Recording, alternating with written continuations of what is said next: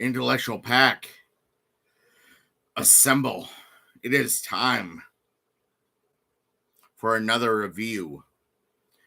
Today we are covering the Killer's Game, Batista's new movie. So, first thing we're going to discuss is Dave Batista in the movie basically comes down with like a brain disease, as he thinks. And after getting a bunch of scans, and puts a hit out on himself, or retirement in this case anyway, but later finds out that somehow the results were switched on accident, which the doctor tells him, maybe go get your eyes checked. Just like hilarious. So that whole scene, amazing, unbroken. Next up, after trying to cancel the contract, he starts to encounter a bunch of enemies, and and all that, and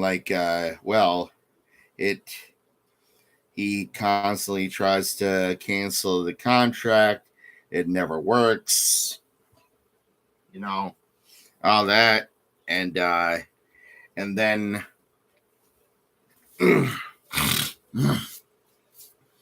now let me say this. In the middle of the picture of the Killer's Game, the main thumbnail I'm using, I thought that was Moose from TNA, but it's Terry Crews.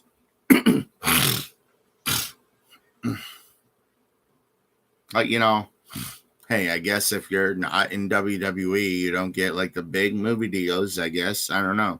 But yeah, so he's one of the ones that actually doesn't die. Spoilers, obviously. It's in the description, in the thumb, hashtags. So,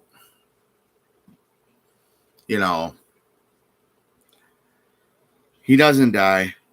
He meets this girl, Maze, while killing his first target. They start falling for each other. And Maze gets pregnant. And in storyline, of course.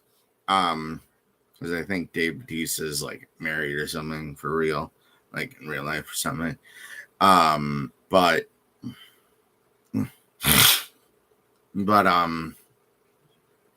anyway, this lady, she's, they end up, that whole scenario, honestly, unbroken.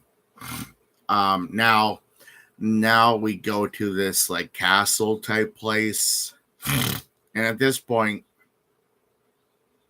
the person that put the hit out on him, in fact, the daughter of one of the people that did Batista's character killed her father, and she kind of holds a grudge.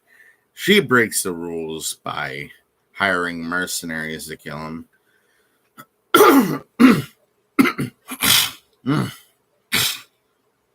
And gets shot in the end by one of the other guys, one of Batista's character's friends, Joe, as it's called in the movie. And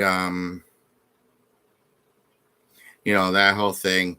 We get Drew McIntyre in the movie, which pretty cool, because you kind of get to see him and Batista throw down for a little bit in the movie before Batista kills him.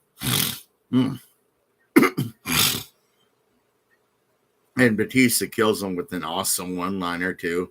Like, you mess with a bull, you get the horn, because he puts him on a horn of a mounted bull head, like a head of a bull. And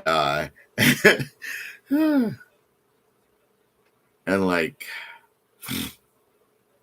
Drew McIntyre with the horn sticking through him, it's like, hey, I got a bit of a scratch here.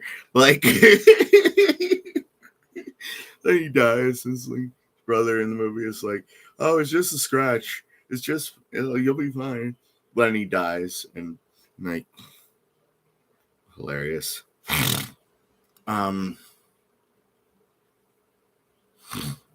But you know, pretty cool that he actually got to use his original Scottish like dialect, accent. They used subtitles for it, and everything, like, which was really cool, even though you kind of could understand what they were saying.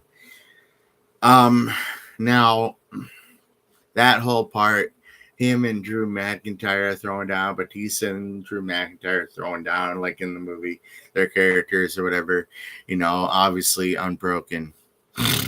Now, this is the part where I wipe the slate clean. So, all three of those previous subjects don't matter. Wipe the slate clean. So, my verdict for Killer's Game.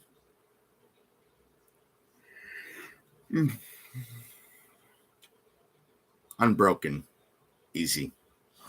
But yeah, I will see you guys again tomorrow for another episode of episode 1 of Skyrim, and another episode of Assassin's Creed Valhalla. As always, though, remember, stay safe, stay dangerous. Love you guys. Later.